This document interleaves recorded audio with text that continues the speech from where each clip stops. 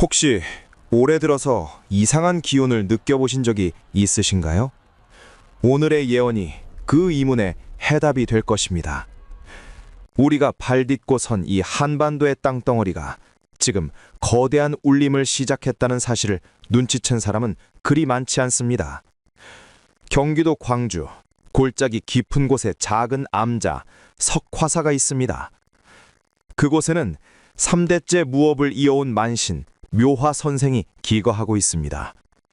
젊은 시절 그녀는 원인을 알 수 없는 깊은 아픔으로 삶의 문턱을 넘나들었습니다. 현대 의학이 포기한 그 순간 그녀는 꿈속에서 기이한 체험을 하게 됩니다.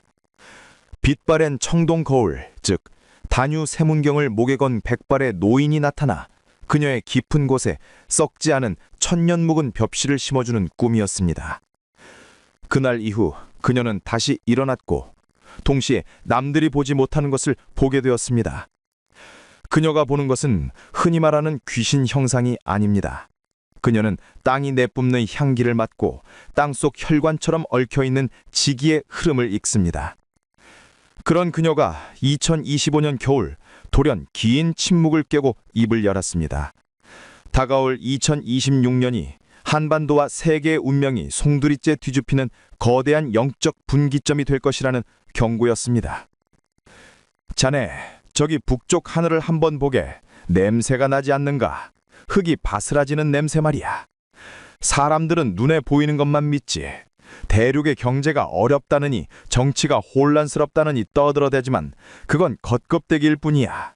진짜 문제는 땅속 깊은 곳에서 이미 시작됐어. 내가 며칠 전 새벽 기도를 올리는데 압록강 너머 저 거대한 대륙 쪽에서 수천, 수만 개의 검은 그림자들이 보찜을 싸서 이쪽으로 넘어오는 걸 봤어. 그건 산 사람이 아니야. 그 땅을 지키던 토착신들과 조상신들이야. 수천 년 동안 그 넓은 땅을 지켜주던 주인들이지. 그런데 그들이 왜 자기 집을 버리고 나오겠나? 더 이상 기운을 얻을 수 없거든. 땅의 기운, 즉 지기가 다 말라버린 형국이야. 나무로 치면 뿌리가 더 이상 물을 빨아올리지 못하는 것과 같아. 그러니 그 땅에 머물던 기운들도 사라지지 않으려면 살 길을 찾아야지. 그들이 향하는 곳이 어디겠나? 유일하게 기름지고 펄펄 끓는 기운이 남아있는 곳, 바로 여기 한국이야. 2026년은 그 대이동이 눈에 보이게 시작되는 원년이 될 게야. 묘화 선생의 말은 섬뜩하면서도 묘한 설득력을 가집니다. 그녀는 다가올 2026년을 기점으로 우리가 알고 있던 동아시아의 질서가 바뀌기 시작할 것이라고 단언합니다. 그녀는 이를 생존 본능에 의한 이동이라고 표현했습니다. 마치 가뭄이 들면 물을 찾아 짐승들이 이동하듯 에너지가 고갈된 대륙을 떠나 에너지가 응축된 한반도로 영적 존재들이 몰려든다는 것입니다. 흥미로운 점은 그녀가 지목한 대륙의 신들이 낯선 이방인이 아니라는 점입니다. 그녀는 그들이 아주 오래전 이 땅의 조상들과 인연을 맺었던 형제들이라고 말합니다. 역사책에는 기록되지 않았고 그러나 기억 속에 각인된 존재들이 한국이라는 본가를 찾아 돌아오고 있다는 것입니다. 잘 듣게, 이건 다툼이 나서 피난 오는 게 아니야. 본능적으로 아는 거야. 저쪽 땅은 이제 기운이 다 했다는 걸. 거대한 용이 여의주를 잃어버렸어. 비늘이 떨어지고 힘이 빠지는데 무슨 수로 땅을 지키겠나? 2026년부터는 사람들이 이유도 모른 채 한국으로 몰려들 거야. 돈 많은 부자들, 똑똑한 학자들, 기술 가진 장인들. 그들이 겉으론 사업하러 온다, 공부하러 온다 하겠지만 사실은 그들을 지키는 기운들이 등을 떠밀어서 오는 거야. 여기 있으면 위험하다. 저쪽 동쪽 끝 작은 나라로 가야 산다. 라고 귓가에 속삭이는 거지. 그래서 내년부터는 이상한 일이 벌어질 게야. 대륙의 군운을 떠받치던 기둥들이 하나둘씩 뽑혀서 우리 마당으로 옮겨 심어지는 꼴을 보게 될 걸세. 우리는 그저 손님 맞을 준비만 하면 돼. 아주 귀한 손님들이 쌀자루를 짊어지고 들어올 테니까. 만신묘화는 이 현상을 두고 거대한 회귀라고 불렀습니다. 그녀의 시선에서 한국은 대륙의 에너지가 마지막으로 맺히는 혈이자 다가올 혼란의 시기에 유일하게 안전을 보장받을 수 있는 영적 피난처입니다. 2026년 이후 펼쳐질 미래는 우리가 상상했던 것보다 훨씬 더 역동적이고 충격적일 것입니다. 대륙의 기운이 쇠하고 해양의 기운이 융기하는 이 시점, 과연 우리는 쏟아져 들어오는 저 거대한 기운을 감당할 준비가 되어 있을까요? 묘화 선생은 말합니다. 이 이동은 누구도 막을 수 없는 하늘의 이치이며 이제 막 첫 번째 발자국이 찍혔을 뿐이라고 말입니다. 묘화 선생이 언급한 거대한 이주는 단순히 진보다리를 싼 사람들의 행렬을 의미한 것은 아닐 겁니다. 눈에 보이지 않는 세계에서의 이동은 현실 세계의 변화보다 늘 한 박자 빠르게 움직이는 거 밥입니까요? 그렇다면 여기서 한 가지 근본적인 의문이 듭니다. 대륙을 떠나 한반도로 넘어오고 있다는 그 수많은 존재들, 도대체 그들의 정체는 무엇일까요? 남의 조상신이 무작정 우리 안방을 차지하러 오는 것이라면 그것은 침범이지 이주는 아닐 것입니다. 하지만 묘화 선생은 고개를 가로지어 아주 기이한 이야기를 꺼냈습니다. 그녀가 굿당 앞마당에서 서쪽 하늘을 향해 기도를 올릴 때마다 붉은색 깃발이 아닌 빛바랜 청종 깃발을 든 장수들이 보인다고 합니다. 생판 남이라면 우리 터주신들이 가만히 있었겠나. 대문을 걸어 잠그고 소금을 뿌려 쫓아냈겠지. 그런데 문을 열어주고 있어. 들어오라고, 어서 오라고 손짓을 한단 말이야. 이게 무슨 뜻인지 아는가? 그들이 바로 잃어버린 형제들이기 때문이야. 대륙 땅덩어리가 워낙 크다 보니 다들 자기네 땅인 줄 알지만 산동반도며 만주벌판이며 옛날엔 다 우리와 같은 뿌리, 동이의 기운이 호령하던 곳이었다. 치우천왕을 보게. 그 옛날 대륙의 주인들과 겨루던 그 수호신이 지금 어디에 있는 줄 아나? 껍데기는 역사책에 갇혀있지만 그 호는 이미 2026년이 오기만을 기다리며 채비를 마쳤어. 중원 땅이 척박해지고 기운이 다하니 억눌려있던 그 오래된 기운들이 이제야 본가로 돌아갈 때가 되었다고 일제히 일어나는 형국이야. 역사적으로 대륙은 주반 민족들을 끊임없이 흡수하고 동화시키며 그 거대한 몸집을 유지해왔습니다. 하지만 묘화 선생의 예언에 따르면 그 거대한 용광로가 이제 식어가고 있다는 것입니다. 더 이상 이질적인 기운들을 하나로 묶고들 힘이 없어진 쌍에서 가장 먼저 이탈을 시작한 것은 한민족과 뿌리를 같이 하는 영적 존재들입니다.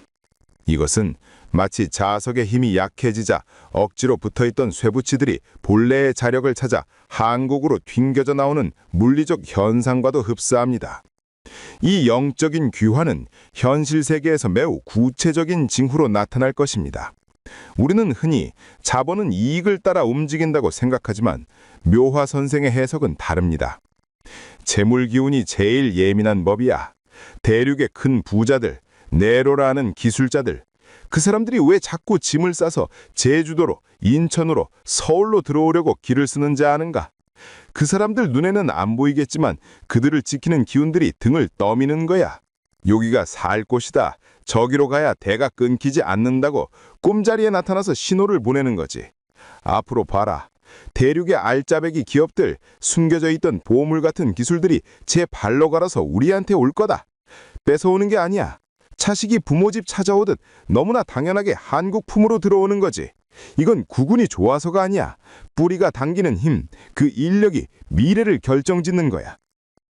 실제로 최근 국제 정세를 보면 대륙 내부의 엘리트층과 자본이 급속도로 이탈하는 현상이 관측됩니다.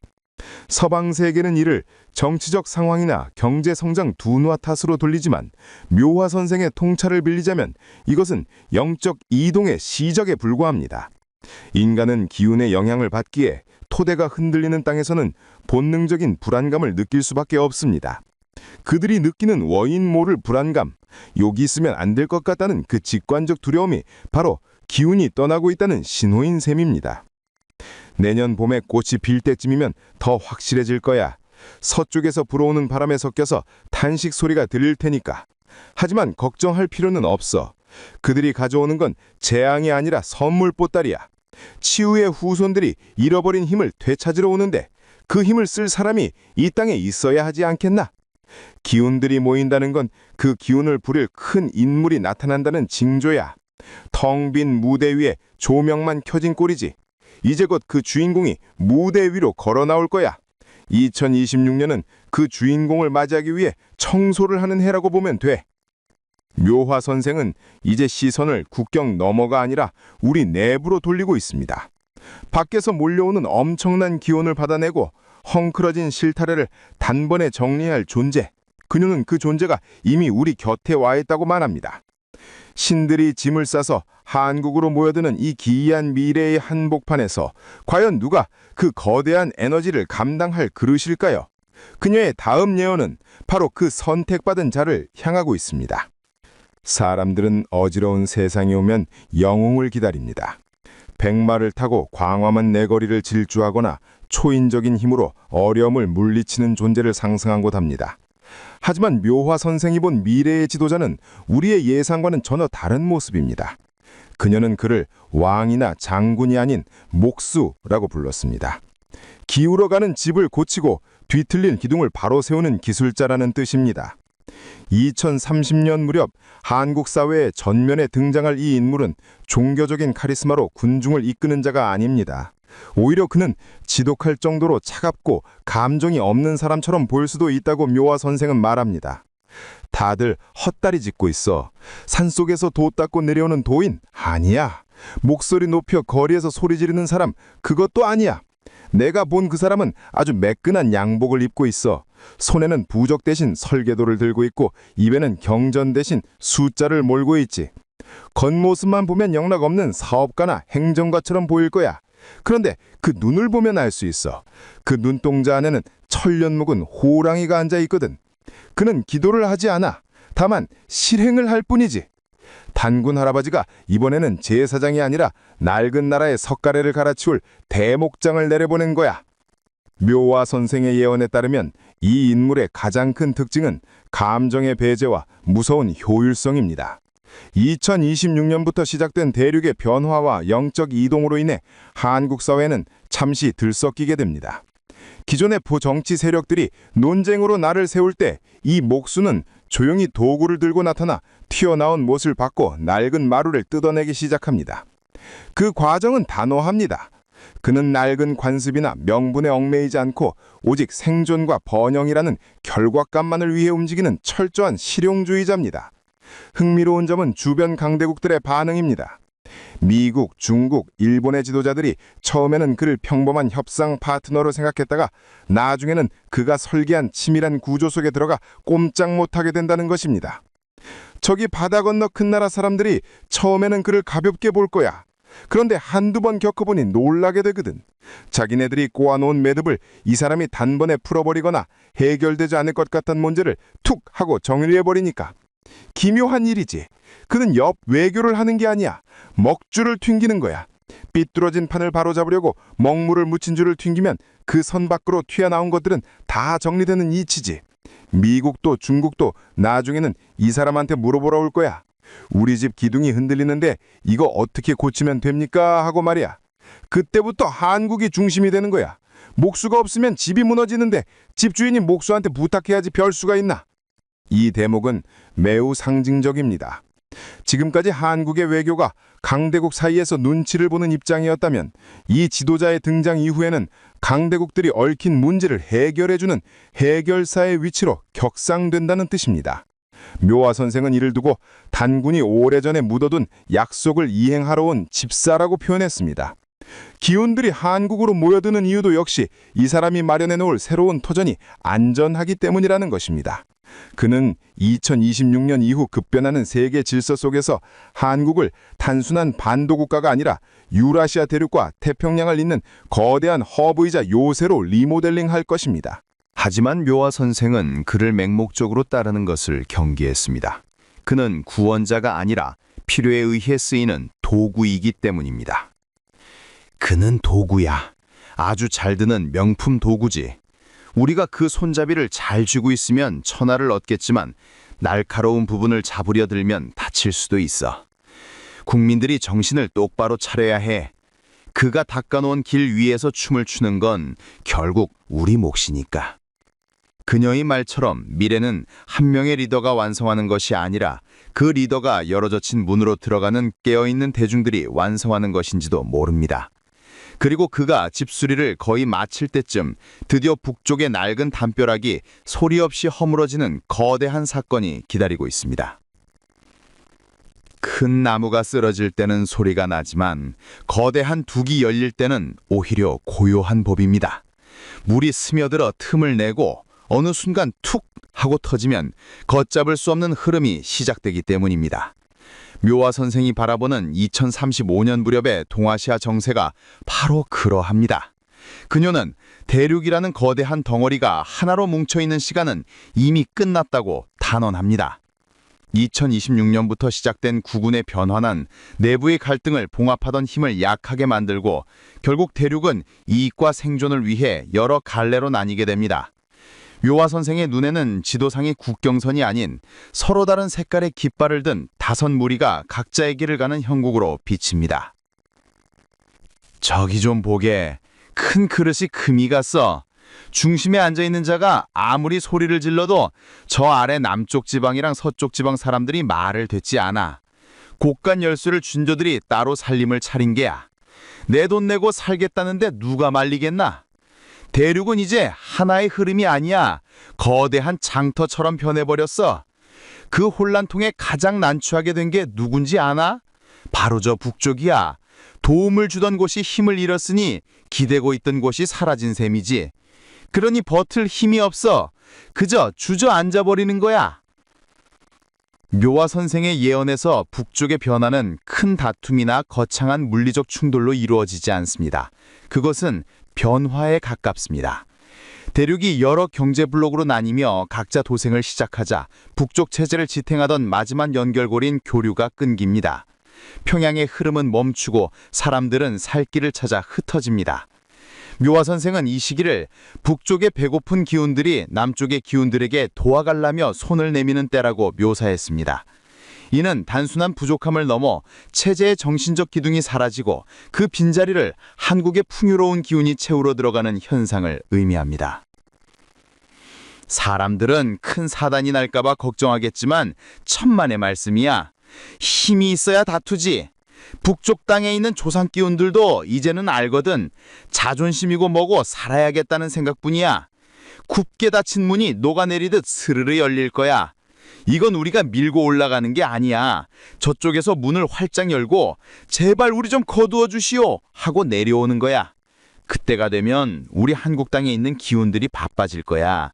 지치고 상처 입은 저쪽 기운들을 달래고 보듬어야 하니까. 다툼이 아니라 떡과 술을 나눠 먹는 화합의 장이 열리는 셈이지. 더욱 놀라운 것은 그 다음입니다. 북쪽의 경계가 희미해지면서 생긴 힘의 공백을 메우는 과정에서 대륙의 동북쪽 지역, 즉 만주가 요동치기 시작합니다. 중심 권력에서 이탈한 그 지역의 세력들은 혼란스러운 내륙보다는 이미 세계적인 기술과 자본의 중심지가 된 한국의 경제권에 함께하기를 강력히 희망합니다. 묘화 선생은 이를 두고 옛 땅이 주인을 알아보고 반응한다고 표현했습니다. 국경선이 당장 바뀌지는 않더라도 사실상 만주와 한반도가 하나의 생활권으로 묶이는 경제적 연결이 이루어지는 것입니다. 이는 미래 학자들이 말하는 광역경제 공동체의 실현과도 맞닿아 있습니다. 문서가 중요한 게 아니야. 그 땅에 사는 사람들이 누구를 바라보고 사느냐가 중요하지. 저 들판에 머무는 기운들도 이제는 서쪽으로 절을 안 해. 남쪽을 보고 절을 하지. 2026년부터 시작된 그 흐름이 결국은 저 넓은 땅까지 우리 품으로 끌어당기는 거야. 그게 바로 순리대로 흘러가는 것이고 잃어버린 팔다리가 몸통을 찾아와서 붙는 이치야. 그러니 비용이니 뭐니 걱정할 필요 없어. 덩치가 커지면 힘도 세지는 법. 우리가 부담을 지는 게 아니라 저 땅이 우리를 더 큰 세상으로 데려다 줄 테니까. 이 시기가 되면 한국은 더 이상 나뉘어진 나라라는 꼬리표를 떼고 대륙과 해양을 잇는 진정한 의미의 중심국가로 거듭납니다. 주변의 큰 나라들이 흔들릴 때 유일하게 단단히 뭉친 한국은 동아시아의 새로운 질서를 주도하는 상수라는 명사가 됩니다. 하지만 몸집이 커진 만큼 그 안을 채울 정신적인 성숙함이 없다면 모래성처럼 될 수도 있습니다. 묘화 선생이 말하는 마지막 예언은 바로 그 거대해진 나라가 세계를 향해 어떤 정신적 가치를 내놓아야 하는지에 대한 이야기입니다. 물질적 풍요를 넘어선 진정한 시대가 기다리고 있습니다. 2040년 한반도의 지도는 우리가 알던 것과 많이 달라져 있을 것입니다. 끊겨있던 허리는 하나로 이뤄졌고 압록강 너머까지 거대한 경제적 흐름이 연결되어 힘차게 박동하고 있을 테니까요. 하지만 묘화 선생이 주목하는 진정한 변화는 눈에 보이는 빌딩 숲이나 철도망이 아닙니다. 그녀는 이 시기에 한국을 두고 전 세계의 기운들이 모여들어 거대한 잔치를 벌이는 형국이라고 묘사했습니다. 이는 단순히 국력이 강해져서 손님이 많이 온다는 뜻이 아닙니다. 서구 문명의 한계에 부딪혀 갈 길을 잃은 서양의 마음들이 새로운 정신적 해답을 찾기 위해 동방의 조그만 반도 한국으로 찾아오는 현상을 말합니다. 계룡산 자락이고 태백산 골짜기고 아주 발 디딜 틈이 없어. 파란 눈을 가진 이방인들, 먼 나라 사람들이 죄다 이쪽으로 날아와서 우리 산천에 인사를 올리고 있단 말이야. 그동안 물질만 줬다가 속이 텅 비어버린 거지. 기술은 좋고 돈은 많이 벌었을지 몰라도 마음이 아파서 견딜 수가 없는 거야. 그들이 보기에 이 한국 땅은 거대한 치료소고 쉼터야. 여기 사람들은 정이라는 끈끈한 기운으로 서로 얽혀있고 우더른을 섬길 줄 알고 하늘 무서운 줄 아는 마음이 아직 살아있거든. 서양 사람들이 그걸 배우러 오는 거야. 어떻게 하면 마음을 다치지 않고 살 수 있습니까? 하고 물으러 오는 거지. 묘화 선생의 이 예언은 21세기 후반 세계가 직면할 마음의 병을 경고하고 있습니다. 극도의 개인주의와 물질주의로 인해 서구 사회가 정신적 방황에 빠질 때 한국이 보유한 공동체 정신과 홍익인간 사상이 인류의 새로운 대안으로 떠오른다는 것입니다. 2026년부터 시작된 변화가 국운의 상승이었다면 2040년의 한국은 단순한 제조 강국을 넘어 문명 표준국의 위치에 오르게 됩니다. 물건을 파는 나라가 아니라 사람답게 사는 법과 정신을 전하는 나라가 되는 것입니다. 우리나라가 지구의 단전이 된 거야. 단전이 뭔가? 사람 몸의 정중앙에서 기운을 모으고 끓여서 온몸으로 퍼뜨리는 곳 아닌가? 이제 한반도가 그 역할을 하는 거지. 전 세계에서 들어온 온갖 복잡한 기운, 흐린 기운들이 이 땅에 들어오면 신기하게 맑아져. 우리가 신명나게 잔치 한 반 벌여서 풀어주고 맛있는 거 먹여서 돌려보내는 형국이야. 그러니 세계의 돈과 인재가 안 모일 수가 있나? 몸이 아프면 약국을 찾듯이 마음이 고픈 자들은 다 서울로 평양으로 모이게 되어 있어. 이게 바로 단군 할아버지가 벼르고 별렀던 널리 인간을 이롭게 하라는 뜻이 실현되는 거야. 실제로 글로벌 미래학자들은 2026년 이후의 세계를 한국이 주도하는 시기의 태동기로 보기도 합니다. 강대국들의 다툼이 지지부진해지고 각국의 갈등이 극에 달할 때 유일하게 도덕적 권위와 실질적 문제 해결 능력을 갖춘 한국이 중재자이자 리더그룹으로 부상한다는 시나리오입니다. 묘화 선생은 이를 두고 용이 여의주를 물고 날아오르는데 그 꼬리에 전 세계가 매달려 올라가는 꼴이라고 비유했습니다.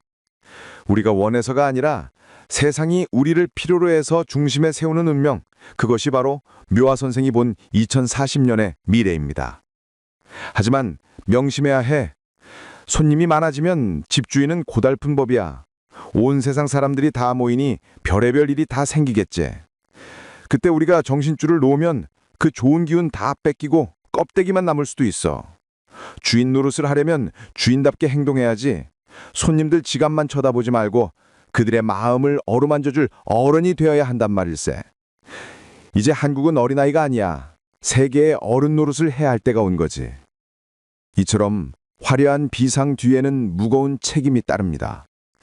묘화 선생의 예언은 국가의 번영을 약속하지만 동시에 그 번영을 감당할 자격이 있는지 묻고 있습니다. 나라의 운세는 하늘을 찌르는데 정작 그 안에 사는 개개인의 그릇이 작다면 그 복은 넘쳐 흐를 것입니다. 그렇다면 이 거대한 변화의 시기, 2026년부터 다가올 파도 앞에서 우리 평범한 개인들은 어떤 마음가짐으로 살아야 할까요? 묘화 선생이 남긴 삶의 지혜가 기다리고 있습니다. 아무리 나라의 운세가 용처럼 날아오르고 전 세계의 부가 한반도로 몰려온다 한들 정작 내 그릇이 깨져 있다면 그 무슨 소용이 있을까요? 묘화 선생의 거대한 이야기 끝에 남는 질문은 결국 지극히 개인적인 삶의 문제입니다. 호랑이 등에 올라탄 형국이 된 2026년 이후의 한국, 그 변화의 속도 속에서 흔들리지 않고 살아가려면 우리는 무엇을 준비해야 할까요? 묘화 선생은 단호하게 말합니다. 잔머리 굴리지 마라. 이제는 하능이 바로바로 답을 주는 세상이다. 과거에는 잘못을 해도 그 결과가 늦게 나타났다면 앞으로 다가올 시대는 현생보, 즉 현세의 결과가 즉각적으로 나타나는 투명하고 무서운 시대라는 것입니다. 옛날에 남의 눈에 눈물 흘리게 해도 떵떵거리고 잘 살다가 갔지. 천만에 이제 그런 세상은 끝났어. 2026년부터 들어오는 기운은 워낙 맑고 빨라서 거짓말이나 속임수가 통하지 않아. 남을 해하려는 마음을 먹는 순간 그 화살이 부메랑처럼 돌아와서 나에게 꽂힐 거야. 사람들이 왜 이렇게 세상이 흉흉하냐라고 묻는데 그건 감춰져 있던 것들이 볕을 받아 다 드러나기 때문이야. 앞으로 잘 살고 싶나? 무탈하고 싶나? 그럼 딱 하나만 기억해. 남을 살리는 짓을 해. 그게 유일한 길이야. 이것은 도덕 교과서에 나오는 뻔한 이야기가 아닙니다. 묘화 선생은 이를 철저한 기운의 교환 법칙으로 설명합니다. 한국으로 몰려드는 강력한 기운은 홍익, 즉 남을 이롭게 하는 마음과 통합니다. 따라서 자기 이속만 챙기려는 욕심은 이 거대한 기운과 충돌하여 부서질 수밖에 없고, 반대로 타인과 공동체를 위해 베푸는 마음은 그 기운을 받아 몇 배로 커진다는 원리입니다. 그녀는 단군 할아버지가 괜히 홍익인간 하라 한 게 아니다. 그게 21세기 변화의 시기에 살아남을 유일한 방법이자 족보라고 강조합니다. 앞으로는 종교가 간판이 아니라 네 마음 씀씀이가 간판이 될 거야. 어디 가서 빈다고 복을 받는 게 아니야. 네가 오늘 만난 사람한테 따뜻한 말 한마디 건네고 배고픈 사람 식사 한 끼 대접하는 거, 그게 바로 기도구 수행이야. 그런 사람들은 호랑이가 태워주고 지켜져. 하지만 욕심으로 배를 채운 자들은 호랑이가 흔들 때 제일 먼저 떨어져 나가. 명심해. 이 땅에 들어온 기운들은 아주 깐깐한 심사관들이야. 진짜와 가짜를 기가 막히게 구별해내거든. 묘화 선생은 미래를 걱정하는 이들에게 두려워할 것 없다고 다독입니다. 다가오는 변화는 끝이 아니라 정화이기 때문입니다. 낡은 것을 덜어낼 때는 힘들겠지만 그 후에는 새 것이 돋아나듯 한국 사회는 2026년을 기점으로 묵은 때를 벗겨내고 완전히 새로운 모습으로 탈바꿈할 것입니다. 화합 과정에서의 혼란, 경제 시스템의 변화, 가치관의 충돌 등 수많은 파도가 몰려오겠지만 그 파도에 휩쓸리지 않고 올라타는 방법은 의외로 간단합니다. 바르게 살고 나누며 사는 것. 수천 년 전부터 내려온 그 단순한 진리가 최첨단 시대를 살아가는 가장 강력한 힘이 되는 역설적인 상황이 펼쳐지는 것입니다. 자, 이제 판은 깔렸어. 대륙의 기운들이 짐을 풀었고 낡은 둑은 열릴 준비를 마쳤지. 저기 멀리서 새로운 흐름이 다가오는 소리가 들리지 않나? 나는 무당이라 기도를 올리며 살지만 자네들은 이 한국 땅의 주인으로서 당당하게 맞이하게. 겁먹지 마. 우리 핏줄이 어떤 핏줄인가? 수천 번의 어려움 속에서도 끈질기게 살아남은 강인한 핏줄 아니던가? 다가올 세상은 우리 거야. 마음을 곱게 쓰고 눈을 크게 뜨고 기다려. 기가 막히게 신명나는 일들이 펼쳐질 테니. 묘화 선생의 예언은 여기서 끝을 맺습니다. 그녀가 본 2026년 이후의 세상, 그리고 2040년에 빛나는 미래, 그것이 진짜 현실이 될지 아니면 한낱 무당의 이야기로 남을지는 아무도 모릅니다. 하지만 분명한 것은 지금 우리가 발딛고 선 이 땅이 예사롭지 않은 울림을 시작했다는 사실입니다. 먼 나라의 전문가들도 설명하지 못하는 기이한 흐름. 어쩌면 우리는 지금 인류 역사상 가장 뜨겁고 역동적인 변화 속으로 보이지 않는 손에 이끌려 걸어 들어가고 있는 것일지도 모릅니다.